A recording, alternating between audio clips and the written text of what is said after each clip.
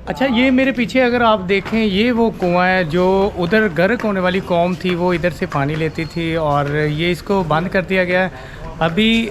चूँकि इधर इसको ऊपर से जो ढांप दिया गया है क्योंकि कोई हादसा ना हो, लेकिन इसकी जो तारीख़ी अहमियत है वो अभी भी वैसे की वैसी है। अंदर कहते हैं जी इसके खिड़कियाँ वगैरह लगी होती थी। कल्लू साहब, ये वो खूह है जो बता रहे थे आप?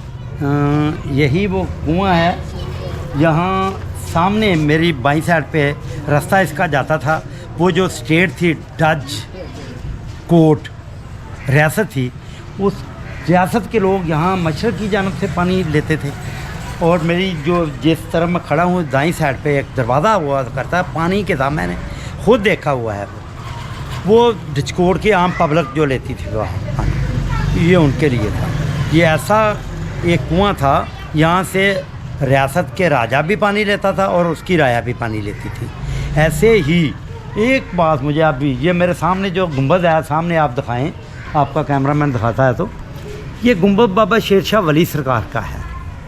उसकी दुआओं के तफैल, उसकी दुआओं की बरकत से वजह से आज भी डिचकोट आबाद है। क्योंकि पहले ज़माने में जो डिचकोट जिन्होंने उजाड़ दिया था, कर दिया था काम।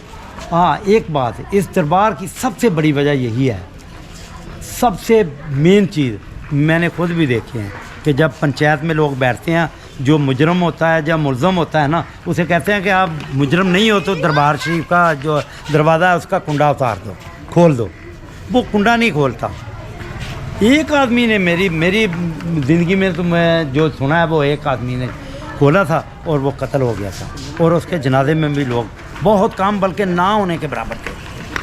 अच्छा जी, ये वो कुआं है कहते हैं जी जो पहले दौर में बना था, लेकिन अब तो इसको बंद कर दिया गया है ना, सिर्फ बचा है थोड़ा सा। ये दरबार के बिल्कुल करीब है ये कुआं।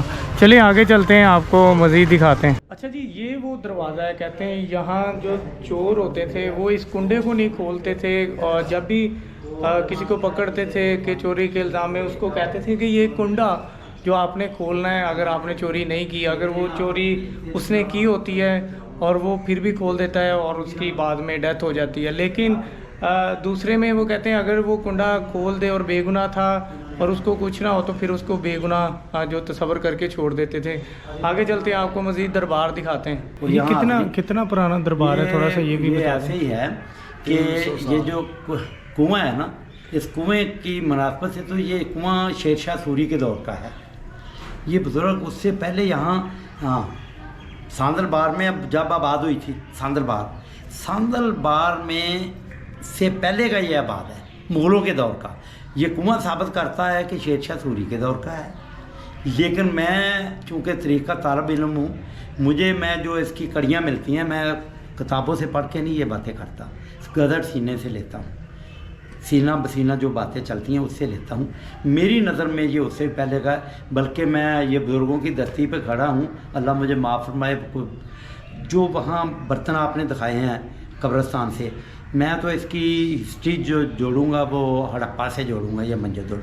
ये उस वक्त की रियासत आबाद है और कुमारिया जब इसका हिस्सा हुआ करता था, ये बुज़ुर्ग किसी वक्त में यहाँ से गुजरते हुए यहाँ बैठा करते थे। एक बात और कि यहाँ पुराने वक्त में किसी ने ये ना जगह कवर कर ली, कभी कभी आते थे, ये उनकी चिल्ला गाया। यहाँ वो दफन नहीं है, वो बुजुर्ग, वो इंडिया में दफन है, चढ़ते पंजाब, मशरक़ी पंजाब में। यहाँ वो गुजर रहे थे तो एक दफ़ा इसका मामला पंचायत में आ गया।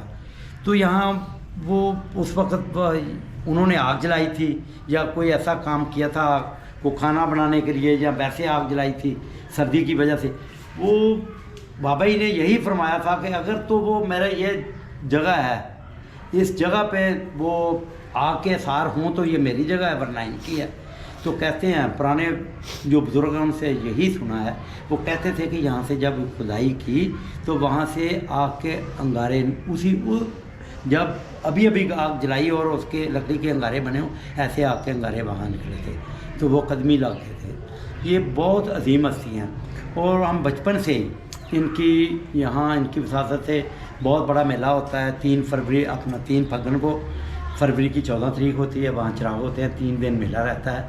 वो हम जब हम बच्चे थे उस वक्त से, उससे पहले का वो मेला था। यहाँ आलम लोहार, नुसरत फ़तेह अली खां, गामन का ठेठर, वो भट्टी बरादरान थे, क्या नाम था, अनैस हुसैन भट्टी गुजरात के, अब उनके बच्चे जो काम करते हैं टीवी, वो यहाँ इस मेले पे आया करते थे।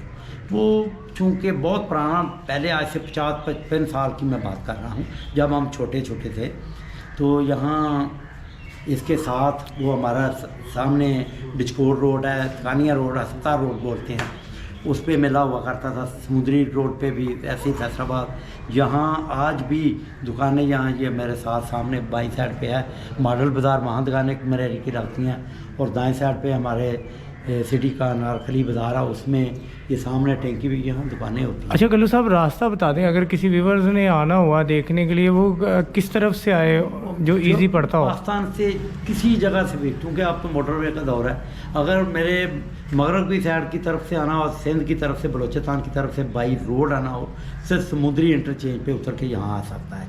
समुद्री से ये 18 किलोमीटर फैसलाबाद की जानब है।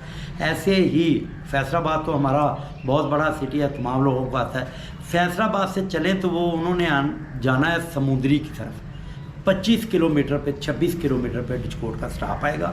स्टॉप पे उतर के अगर ज़ाती ट्रांसपोर्ट पे आएंगे तो वो पूछ लेंगे, अगर पब्लिक ट्रांसपोर्ट पे आना तो बाईं साइड पे उतरेंगे, दाईं साइड पे डिचकोट मेन स्कूल के साथ आएंगे।